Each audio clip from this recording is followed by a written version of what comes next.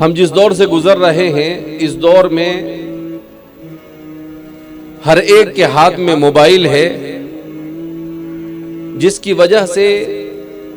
ہم بہت سارے ایسے گناہوں میں مبتلا ہو چکے ہیں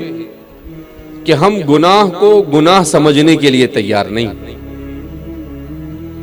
صورتحال یہاں تک پہنچ چکی ہے کہ گناہوں کی کثرت کی وجہ سے اب ہم میں سے بہت ساروں کے دلوں میں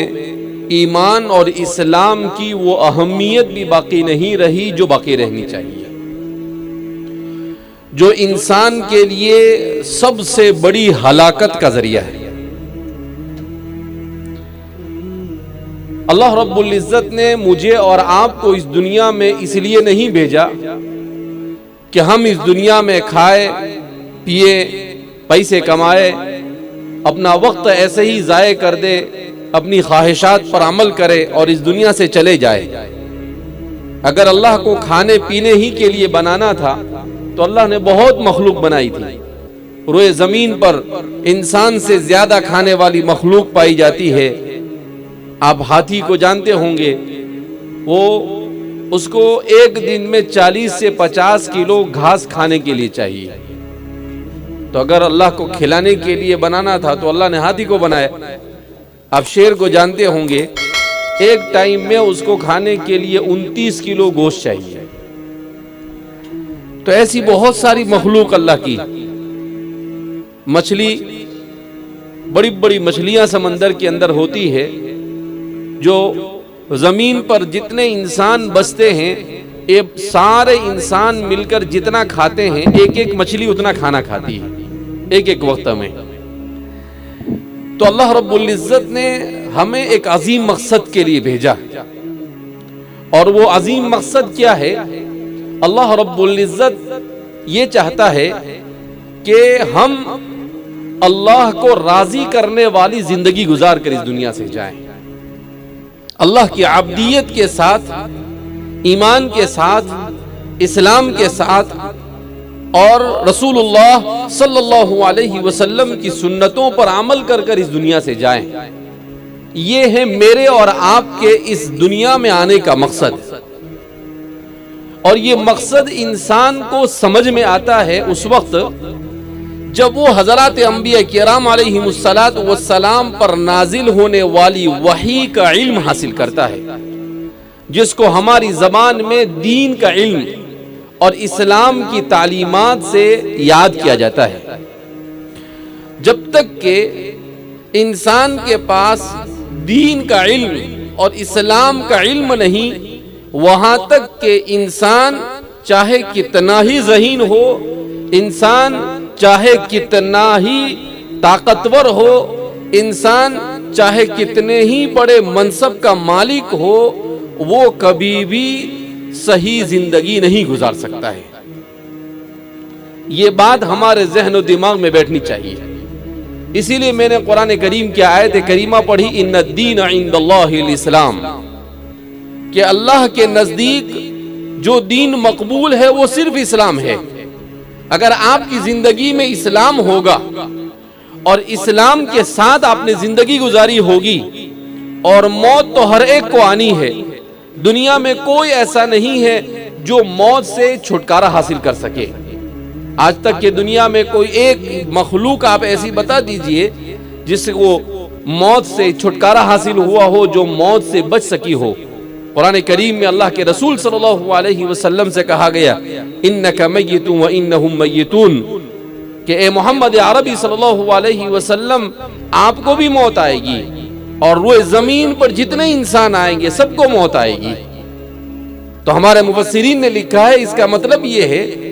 کہ حضرات صحابہ کرام رضوان اللہ تعالیٰ عنہم مجمعین میں سے بعض صحابہ کے ذہن میں یہ بات بیٹھی ہوئی تھی کہ رسول اللہ صلی اللہ علیہ وسلم تو سب سے افضل انسان، آپ سے زیادہ بہتر اللہ کی مخلوق میں کوئی پیدا ہی نہیں ہوا ہے، اتنا عظیم انسان کہ اللہ کے رسول کو بھی موت آ سکتی ہے۔ تو صحابہ کے ذہن و دماغ میں، بعض صحابہ کے ذہن و دماغ میں یہ بات تھی کہ حضور کو موت نہیں آنے والی ہے۔ قرآن کریم نے اس کو، ان کے ذہن کو صاف کیا، کہا انک میتن وَإِنَّهُمْ مَيِّتُونَ۔ اے محمد عربی صلی اللہ علیہ وسلم، ہم نے دنیا میں اصول بنایا ہے، کل نفس ذائقۃ الموت، ہر نفس کو موت کا مزہ چکھنا ہے، لہذا اس سے کوئی مستثنا نہیں، کوئی بھی قیامت تک کے کوئی بھی ہمیشہ ہمیشہ رہنے کے لیے زمین پر نہیں آیا۔ کل من علیہا فان ویبقى وجہ ربک ذو الجلال والاکرام۔ اللہ فرماتے ہیں روئے زمین پر اور آسمان کے نیچے جو کچھ ہے سب فنا ہونے والا ہے، وَيَبْقَى وَجْهُ رَبِّكَ ذُو الْجَلَالِ وَالْإِكْرَامِ، اگر باقی رہنے والی ذات ہے تو وہ صرف اللہ کی ذات ہے جو ہمیشہ سے ہے اور ہمیشہ رہے گی۔ لہذا اس بنا پر ہمیں اس دنیا کے اندر میں آئے ہیں، اللہ نے مختصر سی زندگی دی ہمیں، اللہ رب العزت نے 60 70 80 بہت آدمی 100 سال زندہ رہتا ہے، اس سے زیادہ اور کیا جیے گا انسان، مگر اس مختصر سی زندگی میں انسان کو اپنی ہمیشہ کی زندگی کی تیاری کرنا ہے، مرنے کے بعد کی زندگی۔ قرآن کریم اسی لیے اس کو کہتا ہے، قرآن کیا کہتا ہے، وَمَا هَذِهِ الْحَيَاةُ الدُّنْيَا إِلَّا لَهْوٌ وَلَعِبٌ، کہ یہ دنیا کی زندگی تو کھیل اور تماشا ہے، وَإِنَّ الدَّارَ الْآخِرَةَ لَهِيَ الْحَيَوَانُ لَوْ كَانُوا يَعْلَمُونَ، اور ہمیشہ کی جو زندگی ہے وہ آخرت کی زندگی ہے، وہاں پر انسان ہمیشہ رہے گا۔ اگر تم سمجھ سکو اس بات کو، اگر تمہارے ذہن و دماغ میں یہ بات اتر سکے، تو قرآن کہتا ہے کہ اس ہمیشہ کی زندگی کے لیے اس مختصر سی زندگی میں تیاری کرنی ہے، اور اسی تیاری کے لیے انسان کے لیے ضروری ہے کہ وہ دین کو سیکھے، انسان کے لیے ضروری ہے کہ وہ یہ جانے کہ ایک مسلمان ہوں میں، مجھے اللہ نے مسلمان بنایا، مجھے اللہ نے مسلمان گھرانے میں پیدا کیا، مجھے اللہ نے اسلام کی نعمت سے مالا مال کیا، تو میرا علم اتنا ہونا تو چاہیے کم سے کم کہ مجھے یہ معلوم ہو کہ اللہ کی ذات کیا ہے، مجھے یہ معلوم ہو کہ رسول اللہ کون ہے، مجھے یہ معلوم ہو کہ اسلامی عقیدہ کیا ہے، مجھے یہ معلوم ہو کہ مرنے کے بعد قبر میں کیا سوالات ہونے والے ہیں، اور ان سوالات کے جوابات کی تیاری میں کیسے کروں، اس لیے کہ قبر میں کوئی چھوٹنے والا ہے نہیں، ہر ایک کو سوال ہوگا، من ربک، تیرا رب کون ہے، من نبیک، تمہارا نبی کون ہے،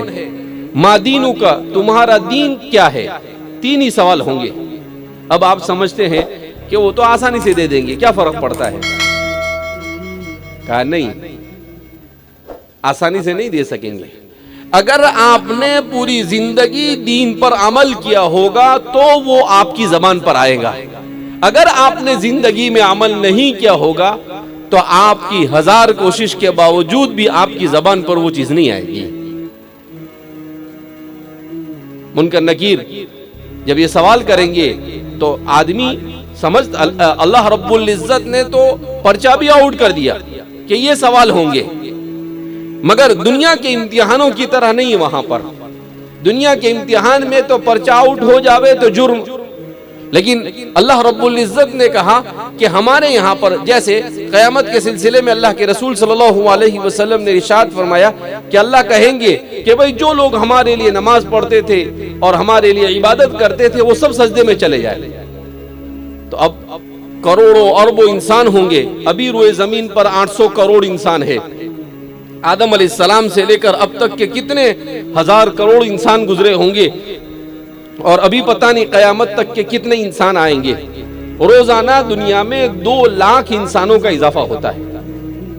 روزانہ، ایک سروے کہتا ہے۔ تو اب اندازہ لگائے کہ اتنے،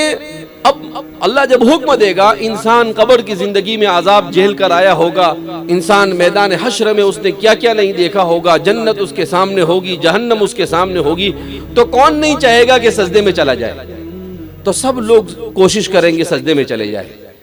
مگر حدیث پاک میں اللہ کے رسول صلی اللہ علیہ وسلم ارشاد فرماتے ہیں جنہوں نے دنیا میں نماز کی پابندی کی ہوگی وہ سجدے میں جا سکیں گے، اور جنہوں نے نماز نہیں پڑھی ہوگی یا پڑھی ہوگی مگر اللہ کے لیے نہیں پڑھی ہوگی، ان کی یہ کمر یہ تخت کی طرح سے ایسی مضبوط ہو جائے گی کہ وہ جھک بھی نہیں سکیں گے۔ تو وہاں پر اللہ کے یہاں پر جو نظام ہے وہ کون سا نظام ہے؟ آٹومیٹک نظام ہے، وہاں پر آپ اپنی مرضی سے زبردستی کا کچھ کرنا چاہے تو نہیں کر سکیں گے.